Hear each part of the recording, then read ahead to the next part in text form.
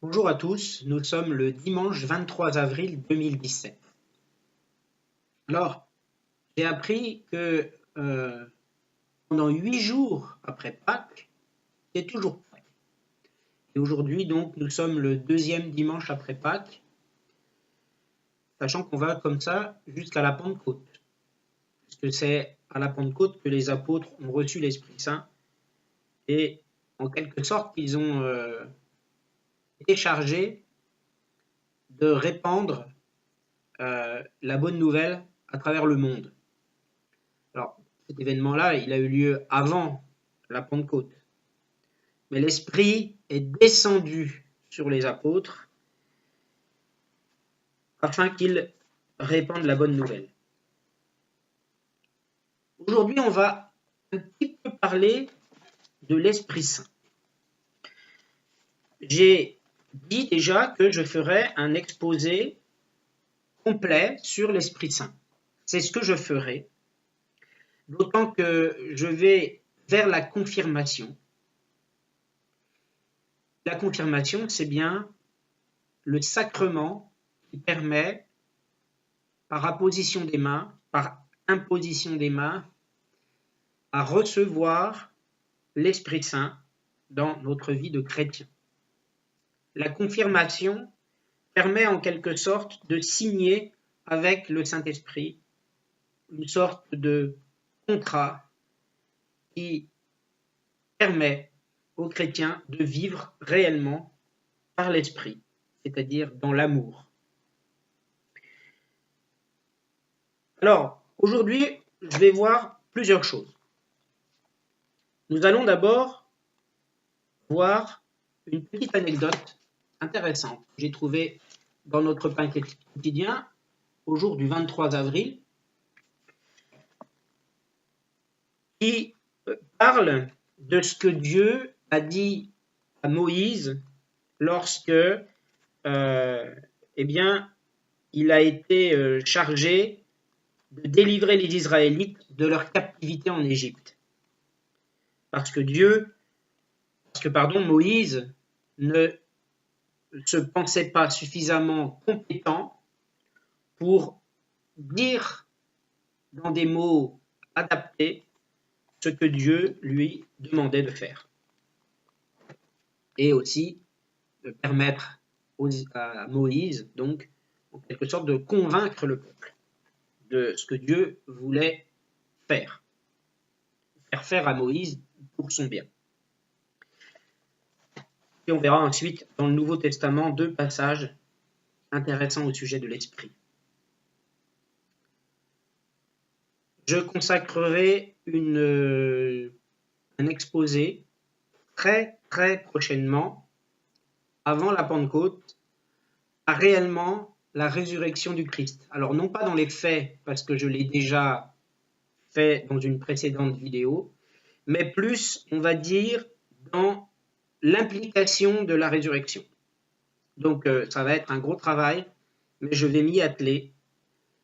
Et tout de suite, ensuite, donc suivra un exposé sur le Saint-Esprit au moment de la Pentecôte, je pense donc au moment où je serai confirmé. Tout d'abord, prions. Au nom du Père et du Fils et du Saint-Esprit. Amen. Notre Père qui es aux cieux, que ton nom soit sanctifié, que ton règne vienne, que ta volonté soit faite sur la terre comme au ciel. Donne-nous aujourd'hui notre pain de ce jour. Pardonne-nous nos offenses comme nous pardonnons aussi à ceux qui nous ont offensés, et ne nous laisse pas succomber à la tentation. Mais délivre-nous du mal, car c'est à toi qu'appartiennent le règne, la puissance et la gloire pour les siècles des siècles. Amen. Je vous salue Marie, pleine de grâce. Le Seigneur est avec vous. Vous êtes bénie entre toutes les femmes, et Jésus, le fruit de vos entrailles, est béni. Sainte Marie, Mère de Dieu, priez pour nous, pauvres pécheurs, maintenant et à l'heure de notre mort. Amen. Gloire soit au Père, et au Fils, et au Saint-Esprit, comme il était au commencement, maintenant et toujours, et dans les siècles des siècles. Amen. Alors, une fois n'est pas coutume, avant de passer au vif du sujet, je souhaite chanter a cappella une très très belle louange en l'honneur de Marie. Parce qu'aujourd'hui, je suis allé dans mon abbaye habituelle et j'y ai assisté à une messe absolument splendide avec des instruments et avec de très très beaux chants. Et il y en a un dont je me rappelle ici, la mélodie, j'ai les paroles, qui est très très forte, qui est très fort, une louange qui est très forte. Et je souhaite la chanter ici, afin de réellement inspirer, susciter en quelque sorte vraiment l'envie à ceux qui hésitent encore à aller à la messe plus souvent, à aller assister à son renouveau charismatique, parce que réellement cela vaut le coup. Et les louanges aussi animées sont vraiment, sans être exacerbées, sans qu'elles soient exagérées, sont vraiment très belles et apportent réellement beaucoup de bien-être et beaucoup de joie. Et je suis persuadé que les larmes que j'ai eu envie de verser pendant toute cette messe m'ont été données par l'Esprit. Ce chant s'appelle « Regarde l'étoile ». Alors bien sûr, c'est a cappella, c'est sans instrument, c'est beaucoup plus joli avec instrument. Mais cela dit, il est très beau. Si le vent des tentations s'élève, si tu heurtes le rocher des épreuves, si les flots de l'ambition t'entraînent, si l'orage des passions se déchaîne, regarde l'étoile, invoque Marie. Si tu la suis, tu ne crains rien. Regarde l'étoile, invoque Marie. Elle te conduit sur le chemin. Dans l'angoisse et les périls, le doute, dans la nuit du désespoir te recouvre. Si devant la gravité de tes fautes, la pensée du jugement te tourmente, regarde l'étoile, invoque Marie. Si tu la suis, tu ne crains rien. Regarde l'étoile, invoque Marie. Elle te conduit sur le chemin. Si ton âme est envahie de colère, jalousie et trahison te submergent. Si ton cœur est englouti dans le gouffre, emporté par les courants de tristesse, regarde l'étoile, invoque Marie. Si tu la suis, tu ne crains rien. Regarde l'étoile, invoque Marie. Elle te conduit sur le chemin. Elle se lève sur la mer, elle éclaire. Son éclat et ses rayons illuminent. Sa lumière resplendit sur la terre, dans les cieux et jusqu'au fond des abîmes. Regarde l'étoile, invoque Marie. Si tu la suis, tu ne crains rien. Regarde l'étoile, invoque Marie. Elle te conduit sur le chemin. Si tu la suis, tu ne dévis pas. Si tu la pries, tu ne faiblis pas. Tu ne crains rien, elle est avec toi. Et jusqu'au port, elle te guidera. Voilà, c'est très beau. J'avais envie de la chanter pour me la garder en mémoire. Parce que, surtout au niveau de la mélodie, elle est très belle. Alors au niveau de la mélodie, en revanche, je sais qu'elle change à partir des 4 dernières strophes. Si tu la suis, tu ne dévis pas. Donc je ne suis pas tout à fait sûr. Mais le reste est juste. Passons au vif du sujet. Ici, il est dit qu'un jour, Billy Graham, qui était un prédicateur réellement célèbre, en 1986, devant des milliers de personnes, a déclaré simplement qu'à chaque fois qu'il prêche, eh bien, il en tremble. En fait, il avait le trac, d'une certaine façon.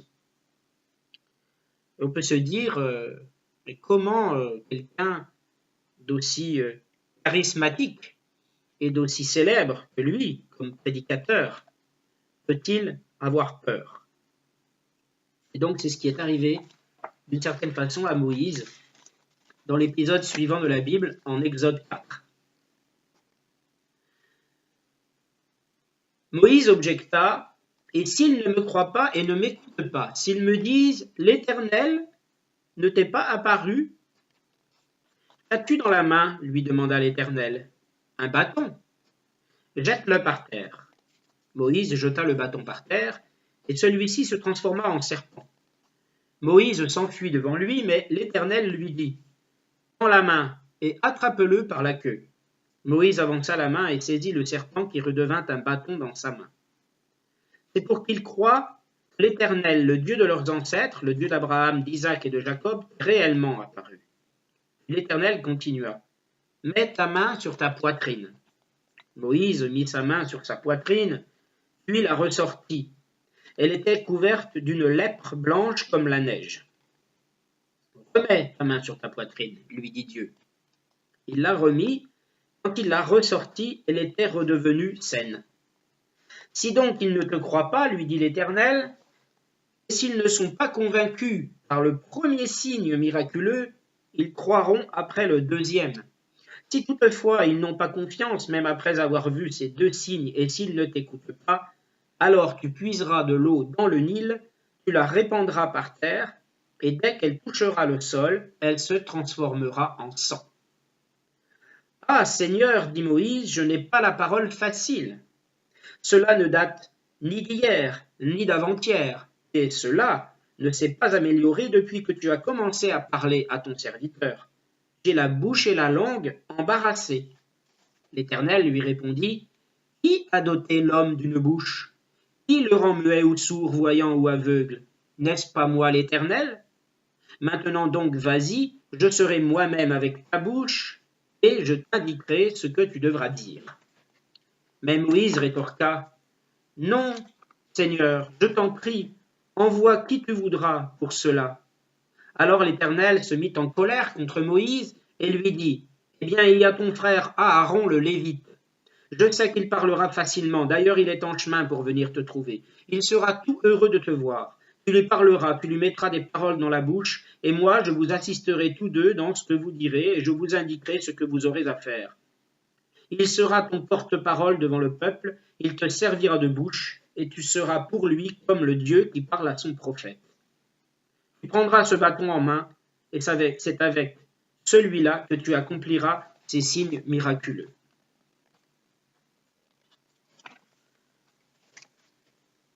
Alors, quel est l'intérêt de lire ce passage? C'est tout simplement que lorsqu'à un moment donné de sa vie, on peut être amené à être appelé par Dieu pour faire quelque chose rempli d'amour, d'agir en son nom, eh bien, on ne doit pas craindre finalement de comment dire, comment faire les choses. Et on doit simplement s'en remettre au Seigneur parce qu'il sera là pour nous enseigner ce que nous aurons à dire. comment nous aurons à le dire afin de transmettre au mieux le message d'amour de Dieu. Donc, il ne suffit pas de trembler de la tête aux pieds, mais simplement d'avoir confiance en Dieu.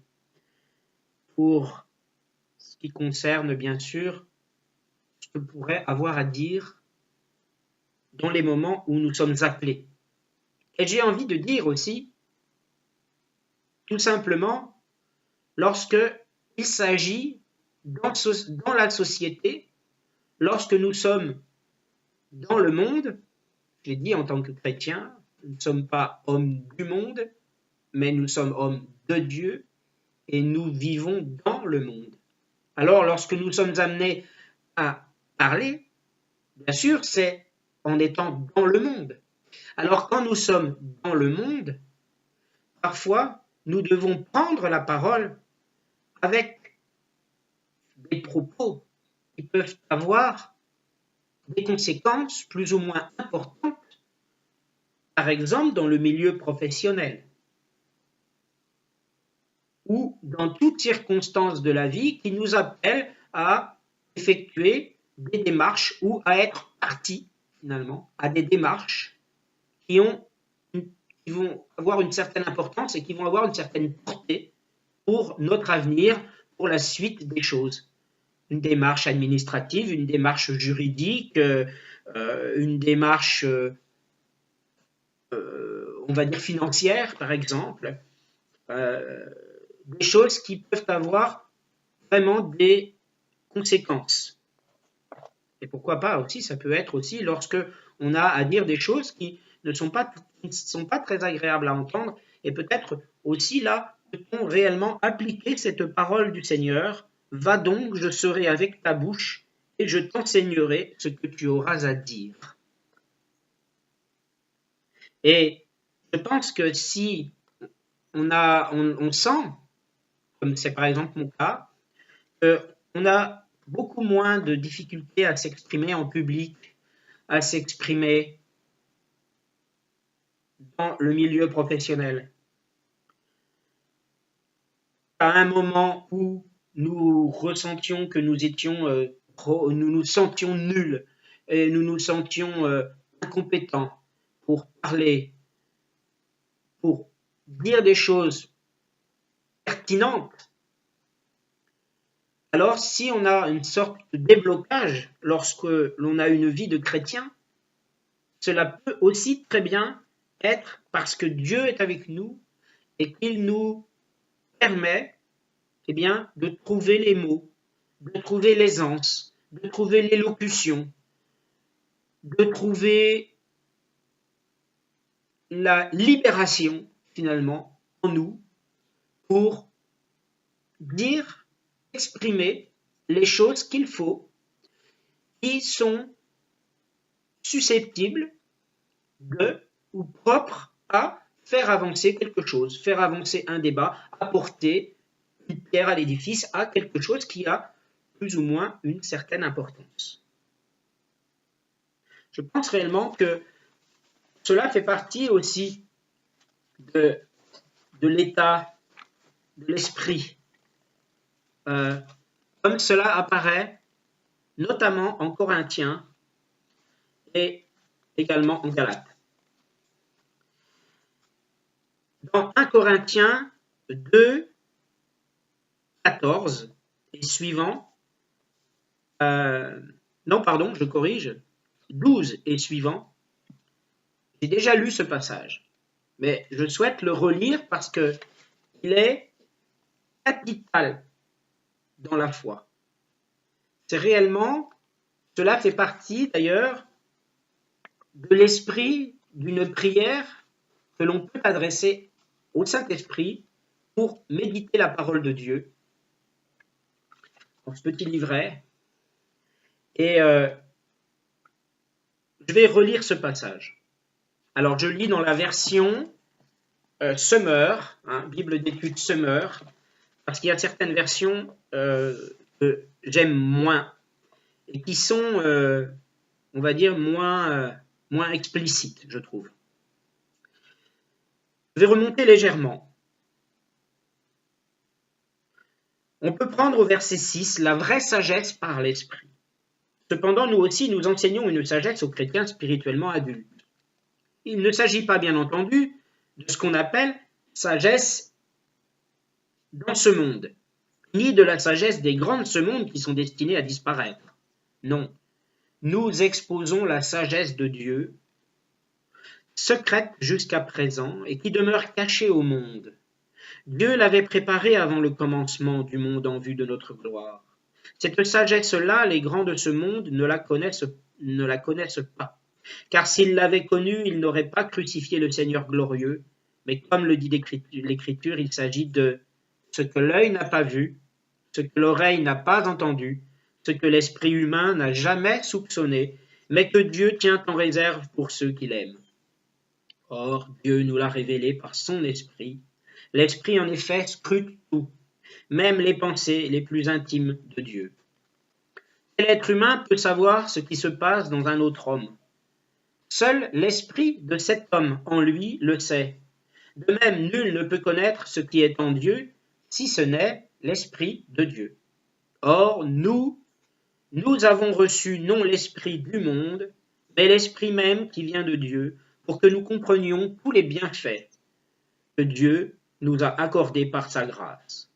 Et nous en parlons non avec les termes qu'enseigne la sagesse humaine, mais avec ceux qu'enseigne l'esprit. Ainsi, nous exposons les réalités spirituelles dans des termes qui sont inspirés par l'esprit. Et l'homme, livré à lui-même, ne reçoit pas ce qui vient de l'Esprit de Dieu. À ses yeux, c'est pure folie. Il est incapable de le comprendre, car seul l'Esprit de Dieu permet d'en juger. Celui qui a cet esprit peut lui juger de tout, sans que personne ne puisse le juger, car il est écrit « Qui donc connaît la pensée du Seigneur et qui pourrait l'instruire ?» Mais nous avons la pensée du Christ. Alors, c'est l'Écriture vraiment prétend que ce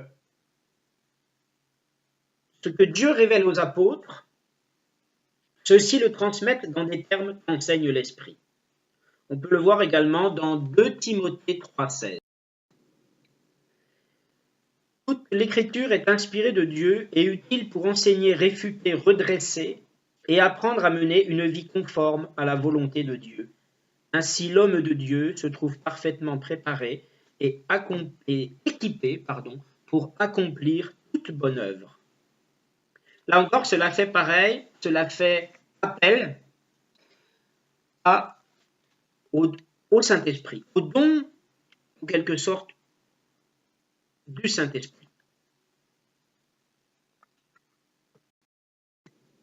Voilà, alors l'Esprit, les dons de l'Esprit en 1 Corinthiens 12. Tout cela, je le reverrai plus précisément, parce qu'il y a beaucoup de choses à dire sur le Saint-Esprit. J'en viens au problème des manifestations de l'Esprit. J'aimerais, frères, que vous soyez bien au clair là-dessus. Donc là, on est bien d'accord, c'est l'apôtre Paul qui parle aux habitants de Corinthe. Souvenez-vous comment, lorsque vous étiez encore païens, vous vous laissiez entraîner aveuglément vers des idoles muettes. C'est pourquoi je vous le déclare.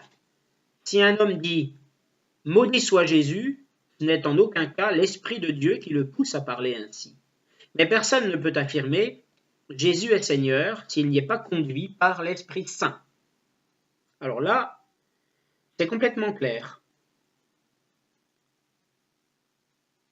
Le critère qui permet de savoir si une personne est conduite par l'Esprit Saint, c'est l'affirmation « Jésus est Seigneur » et non les manifestations spirituelles dont elle est capable. Ce critère va permettre en même temps de discerner l'authenticité des manifestations de l'Esprit. Quand l'Esprit est à l'œuvre, la seigneurie de Jésus est affirmée en parole et en acte. Il y a toutes sortes de dons, mais c'est le même Esprit. Il y a toutes sortes de services, mais c'est le même Seigneur. Il y a toutes sortes d'activités, mais c'est le même Dieu. Et c'est lui qui met tout cela en action chez tous. En chacun, l'Esprit se manifeste d'une façon particulière en vue du bien commun. Donc, L'esprit donne à l'un une parole pleine de sagesse, à un autre, le même esprit donne une parole chargée de connaissance. L'esprit donne à un autre d'exercer la foi d'une manière particulière, à un autre, ce seul et même esprit donne de guérir des malades, à un autre, il est donné de faire des miracles, un autre reçoit une activité prophétique, un autre le discernement de ce qui vient de l'Esprit divin. Si quelqu'un reçoit la faculté de s'exprimer dans des langues inconnues, il est donné à un autre d'interpréter ces langues. Mais tout cela est l'œuvre d'un seul et même esprit qui distribue son activité à chacun de manière particulière, comme il veut. Et là aussi, on a le fruit de l'Esprit Saint. Le fruit de l'Esprit Saint. C'est-à-dire, est-ce que lorsqu'on a pris conscience que, comme chrétiens, nous avons reçu l'Esprit de Dieu, que pour la compréhension de la parole, pour l'observation de la parole, dans toutes les circonstances de la vie, eh bien, l'esprit, on doit comprendre que l'esprit vient de Dieu, que la façon qu'on va avoir d'agir dans le monde va être inspirée par l'esprit. Donc lorsqu'on a quand même compris ça, ce sont les bases, qu'on a compris ensuite que l'esprit, donc je disais que l'esprit donne des dons, donc confère des dons tels qu'on vient de les voir, eh bien, il y a aussi le passage où l'esprit a des fruits. Lorsqu'on a compris ces deux choses-là, les bases, les dons du Saint-Esprit, on peut alors s'intéresser aux fruits de l'Esprit. Le fruit de l'Esprit, c'est l'amour, la joie, la paix, la patience, l'amabilité, la bonté, la fidélité, la douceur, la maîtrise de soi. La loi ne condamne certes pas de telles choses. Alors, quand on dit la loi ne condamne pas de telles choses, ça veut dire que la loi de Dieu, la loi de Moïse, rend possible ce qu'il est impossible à l'homme livré à lui-même d'accomplir. Donc l'esprit ne s'oppose pas à la loi. Donc la loi ne condamne pas ces choses-là, puisque l'esprit rend possible à l'homme qui est livré à lui-même, c'est-à-dire à l'homme incroyant, eh bien, l'esprit rend possible à cet homme d'accomplir certaines choses dans l'observation de la parole. Donc on a ces trois aspects de l'esprit qui, je pense, réunis, peuvent justement nous permettre l'accès à la facilité de la parole que Dieu va nous donner en étant notre assistant nécessaire et utile pour que nous-mêmes, en tant qu'hommes, puissions savoir ce que nous avons à dire dans telle ou telle situation. Voilà, je pense que j'ai fait le tour et à chacun de voir un petit peu comment il compte comprendre et percevoir le message, parce que je pense réellement être dans la vérité en disant tout cela. Et donc, bientôt, je vais essayer de me servir de ces règles, si je puis dire, pour me permettre au mieux de faire un bel exposé sur la résurrection et un bel exposé ensuite, complet, sur l'Esprit Saint, qui va être, à mon avis, coton, si je puis dire. Prions. Seigneur, merci de m'avoir permis aujourd'hui de faire ce point sur l'Esprit Saint dont tu dispenses nous, les chrétiens, du bénéfice duquel tu nous fais profiter parce que tu es amour, parce que tu es miséricorde, parce que tu es le chemin, la vérité et la vie, et que, eh bien, sans toi, nous sommes égarés, nous sommes livrés à nous-mêmes. Et c'est vraiment humblement que je te remets ma vie, que nous te remettons notre vie, Seigneur, pour que réellement nous puissions, grâce à ton esprit, être plus près de l'observation de ta parole, dont nous voulons tous l'obéissance, à laquelle nous voulons tous obéir sans faille, malgré nos travers de pécheurs. Alors merci Seigneur pour cela. Amen. Merci à tous et à bientôt pour une prochaine vidéo.